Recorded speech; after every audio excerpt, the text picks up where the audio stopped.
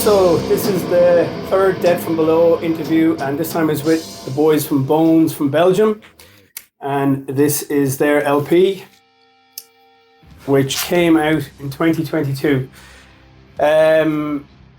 Bones is a solid death metal band from Belgium. Belgium has a pretty active underground, but there's a pretty interesting story behind the whole album, which includes the delay as to why it came out, which centres around the death of artist Timo Kettela, who you guys had asked to do the artwork for the album. So, what was the original artwork to be like? Good question. Yeah. We don't actually really know what it would have. We saw the progress of the whole thing, but we never saw the finished product. Right. It's floating around somewhere in some attic. Yeah. I know. All his stuff was moved back from Italy to Sweden. I think it's still being gone through. Mm-hmm. So the album's titled Somber Opulence. So the artwork that you guys chose in place, how did that come to be? Given the fact that you had commissioned Timo to do the artwork, what prompted this choice? So I was already working on that drawing and the other ones in the booklet and on the back to support the front artwork that Timo was supposed to make. Okay. So then when it did come to pass that he passed away, we thought like, okay, what will we do? How will we adapt? And we actually considered like, maybe this is still the way to go for the front cover artwork. Still suitable for a front as well, because it completely depicts the point of the album and the atmosphere that we are going for. So, to be honest, I'm pretty happy with it still. It works perfectly. Exactly. It suits the mood of the album and everything. Exactly. So the Somber was a bit of a bittersweet release, given the fact that Timo passed away, and of course, there was a long process to try and figure out. It was a weird situation. Yeah. Because we were in contact with him for about a year. Yeah.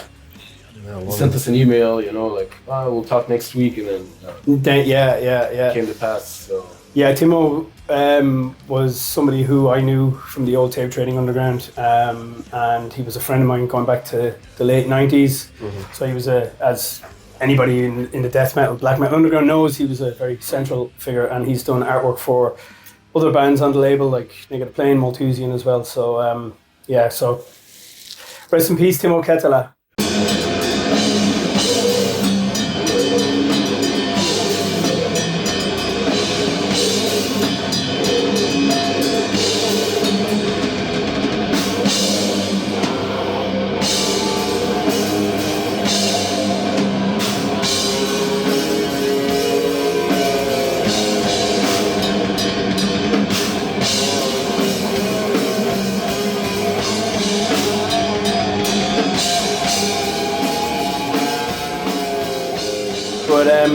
Let's go back to the genesis of the band.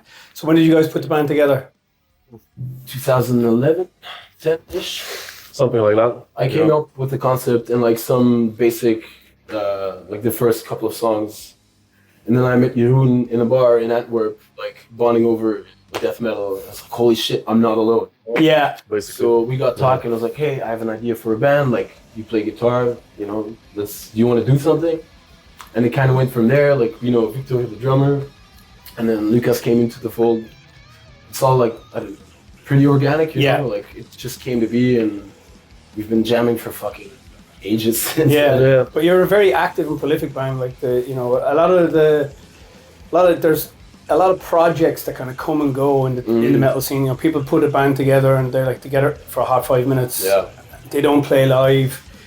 But you guys are very active, and playing live is one of the most important things, and you have a unique setup as well for Bones, but in death metal, in that both guitarists are the vocalists. Yes. You don't see it a lot. No, it's pretty. It's kind of like Autopsy. Chris Reaper does the vocals, and he's a drummer. But how do you find the overall dynamic, for dual vocals trade off within the style of what you're doing? Well, that just happens. I mean, it depends on the lyrics as well, of course. Depending on our vocal styles, we sing in different ways. Like he's able to phrase things very rapidly. Yeah. So basically, the complicated stuff goes to him.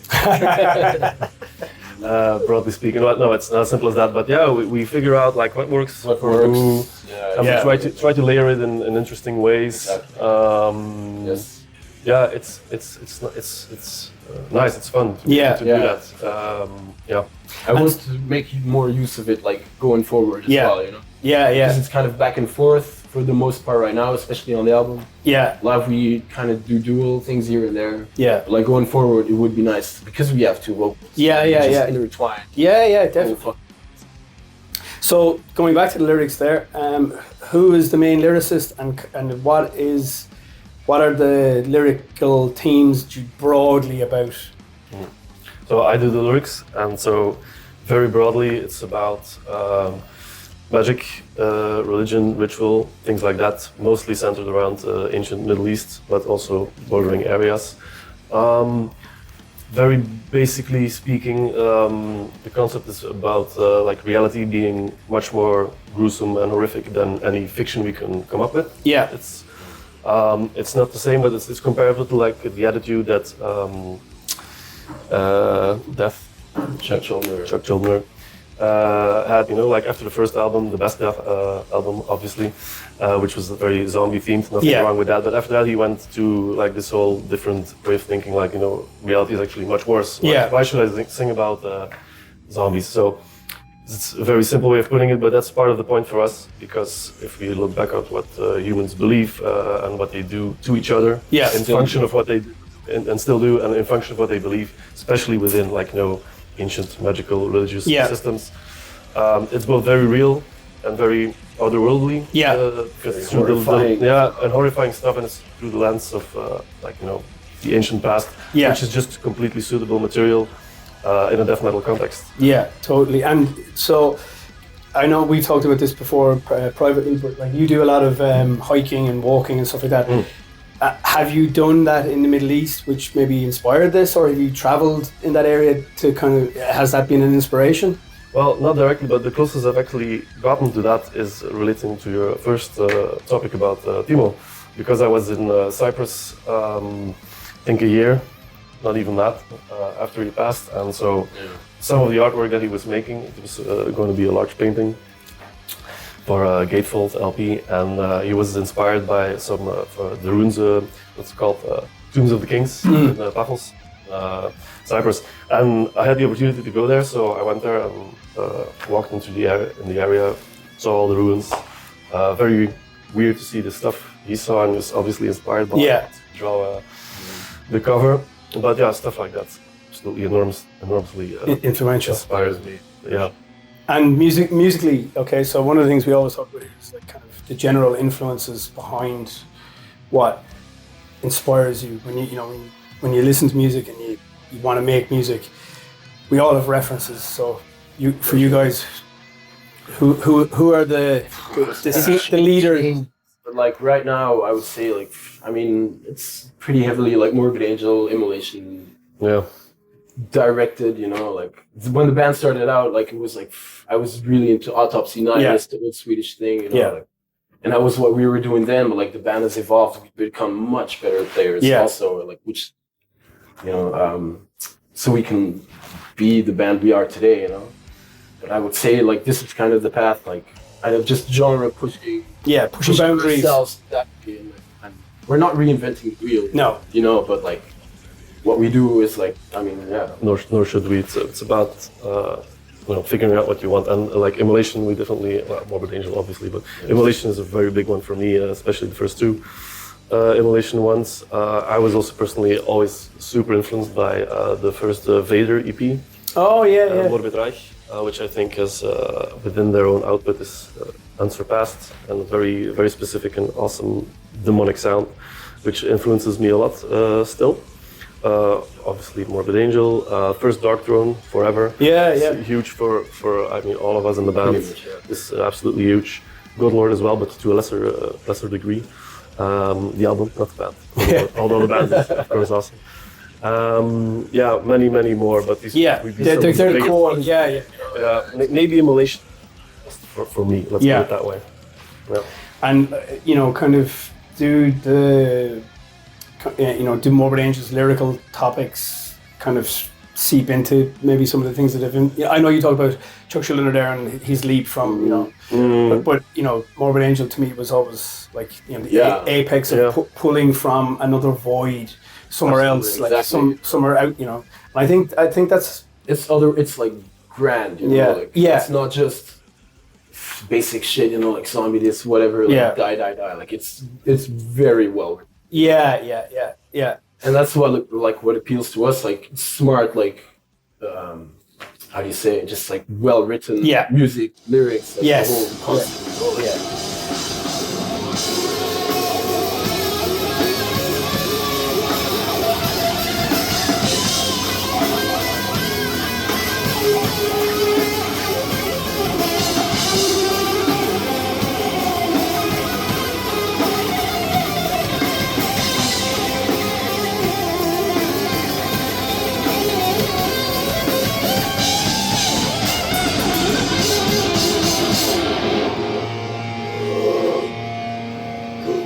And speaking of well-written music, lyrics, and concepts, what's next for Bones?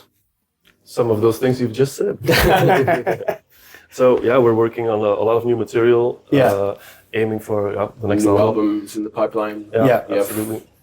More than half finished. Okay. Musically, at least. Okay. Probably more. Yeah, we will see where we land, but we are. I think we're writing some material that we are very proud of. Oh, yes. And it's becoming quite strong. And so we'll see where it ends up.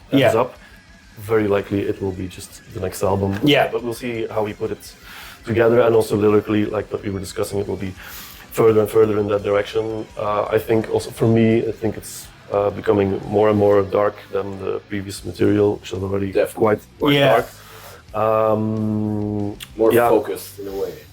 Yeah, natural evolutions, like it won't be a radical shift from that, but going deeper into that, and also the Morbid Angel stuff, like you said before, will always be a major influence because they were one of the first or one of the most well-known to talk about these kinds of topics. In the metal scene, they totally embody the thing we're talking about. Yeah. A lot of this stuff is about reality or magical texts from the past and stuff like that they study and think about, and then bring in the music. Into the music. It's the death metal is made for this. Yes, completely. Exactly. So in that sense, influential, of course. And that's kind of my take on it as well. I prefer that type of death metal broadly to I never liked gory death metal. I mean, I think I like Early Death, Carcass, Autopsy. That's it. But it was nice when I was young. Yeah. Cool. Still has its place, but sure. It's not our I've grown up with the music, and I don't know. I listen what I said earlier, like music that's like well written. Yeah. Like I don't know. There's just something more to it than just sheer brutality. Yes. Sense of humbling. Yeah. Death metal. Yeah. Although there are still exceptions, because I know you don't like Ripping Corpse, but Ripping Corpse would be a very good example of an amazing death metal band, which is let's say a bit zombie themed. Yeah. I never got Dreaming of the Dead. Never ever appealed. Same with Revenant. It's never my kick. Yeah. You don't like Revenant? No, it's okay, but it's it was never my thing. But okay, so this is your first time playing Ireland. So you're here tonight in Dublin for Dead From Below. And then tomorrow at the Siege of Limerick, which is a fucking really cool little festival. What's next live then after these couple of gigs for Bones? We'll play in Belgium with Apparition. Oh yeah, of course, yeah. The show came about. A friend of us from Brussels was going to do the show, but they couldn't do it, so they were asking around. It came into my lap, whatever. Yeah. And then a friend of mine as well, so we're going to team up and do the show together. Perfect. Which we're very happy to Aberration. Fuck the lineup. Stress Angel, Aberration. Yeah, for sure. And Aberration if we're talking about what you're going to say, I was going to say. Yeah. If we're talking about relevant current death metal, they're one of my top choices for sure. Excellent stuff. Yeah, I did, but for me they remind me a lot of Early Access of Advance. so that they're coming at it from a little bit of a different angle. Speaking for like Florida, death metal turned up to 11. When I heard it first, it was Axis of Advance type thing. That's what appealed to me as well, because but that's really cool. So label mates playing together. Mm-hmm. So I think we're looking at 2026 then for the next record, realistically. I would. So if you're halfway talked through about this earlier, it would be nice to record by the end of the year, early next year. I think it would be doable. Yeah, we'll see where it goes. Definitely not standing still. We're working hard on it. We know what we want. Yep. Excellent. Okay, well, gentlemen, an absolute pleasure as always. As always. And that is it from Bones. Cheers.